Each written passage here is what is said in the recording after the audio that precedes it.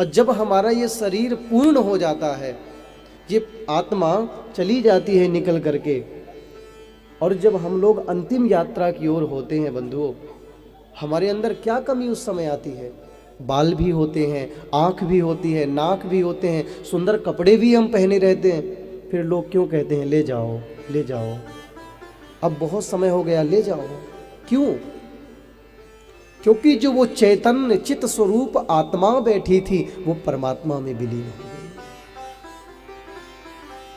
जब तक चैतन्यता इस संसार में है, कोई सुन पा रहा है, कोई देख पा रहा है, कोई हंस पा रहा है, कोई बोल पा रहा है। जिस दिन चैतन्यता चली जाएगी उस दिन मनुष्य का जीवन एक मुर्दे के समान हो जाएगा।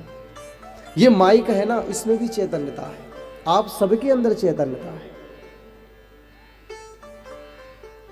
और आनंद की यदि बात कहूं महाराज, तो आनंद की तो बात ऐसी है, जीवात्मा संसार से भटकता भटकता जब प्रभु के चरणों में आता है, और प्रभु के चरणों में आकर के जो अंदर की सुकून वाली महाराज बात होती है ना, सारी जो संसार की भौतिक आपदाएं हैं, जब जीवात्मा उसको भूल जाए, संसार में रमण करना बंद कर दे, परमात्मा के चरणों में अपनी 11 इंद्रियों को विसर्जित कर दे, वही सच्चा आनंद है।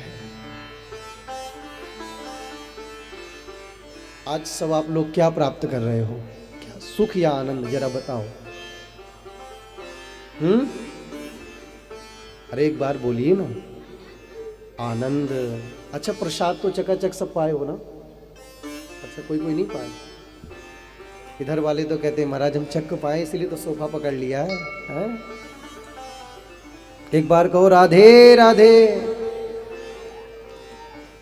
घट घट में जो करे आनंदा, ताको नाम सच्चिदानंदा।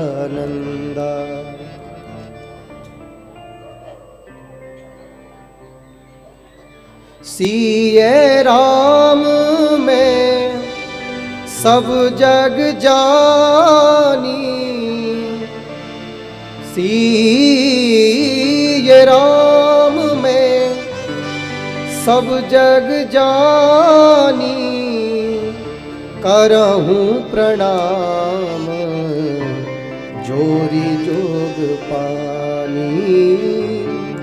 करहूं प्रणाम जोरे जोग पानी।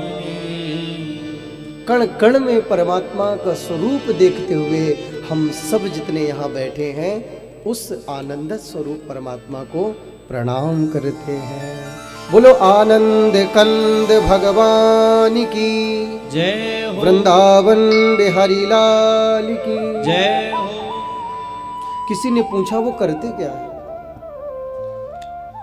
अरे महाराज बहुत सुंदर हैं। अच्छा, लौकिक तरीके से समझाऊं? आप अपनी बेटी के लिए पुनः से वही भाव, कोई लड़का देखो तो सबसे पहले महाराज जो बात आती है ना, वो आती है रूप की।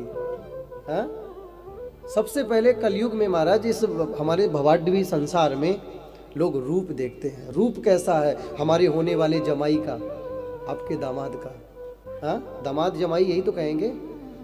दामाद ही होगा, किसी का जमाई, और किसी के पति, किसी के दूल्हा। रूप कैसा है? बोले महाराज रूप बड़ा सुंदर है, सतचित आनंद का महाराज सागर है वो। ऐसा मालूम पड़ता है महाराज, अद्भुत रूप है। अच्छा, रूप ही रूप है कि कुछ करता धरता भी है? तो बात करने की आई है। तो परमात्मा क्या करते हैं?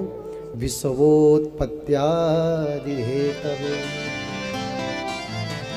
सृजन के रूप में ब्रह्मा है, पालन के रूप में विष्णु है, और संहार के रूप में शंकर है। एक बात ध्यान से सुनिएगा, आ, उ और मा, ये 3 वर्ण जब मिल जाते हैं तब शब्द बनता है ओम। और ओम यदि कहा जाए तो ओम जैसी जो साधना है, ओम जैसी जो वात्सल्यता है, ओम जैसी जो करुणा है बंधुओं, वो केवल माँ की हो सकती है। मैं थोड़ा आपको समझाऊं। माँ ब्रह्मा जैसे पुत्र का पालन करती है, नहीं, ब्रह्मा जैसे पुत्र को जन्म देती है और विष्णु जैसे पुत्र का अपने पालन करती है, पर शिव जैसे माँ कभी संहार नहीं करती। बस इतना ही माँ की सृष्टि में और ब्रह्मा की सृष्टि में भेद है। सृजन पालन के जो एक हेतु हैं, प्रलयकालीन समुद्र में जब ये सृष्टि सारी डूबने लगती है तो ब्रह्मा जी अपने उदर में विलीन कर लेते हैं और पुनः से महाराज फिर से पृथ्वी का शुभारंभ होता है।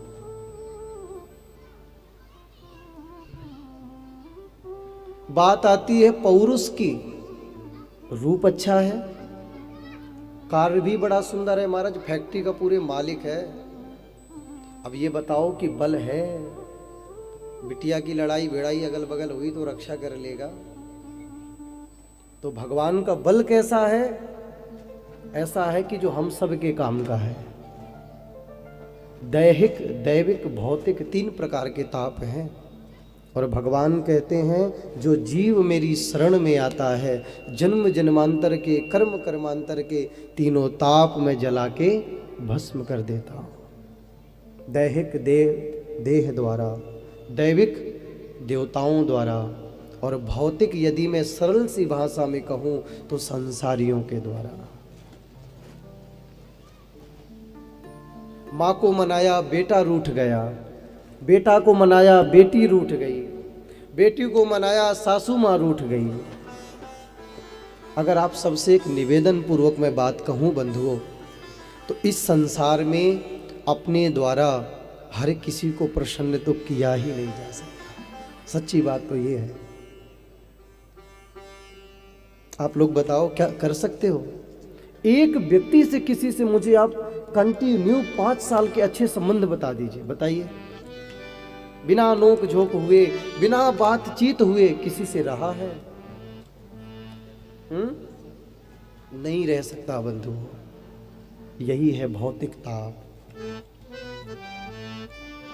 और जो प्रभु के चरणों में आश्रित हो जाते हैं, तीनों प्रकार के तापों को भगवान मिटा करके भस्म कर देते हैं।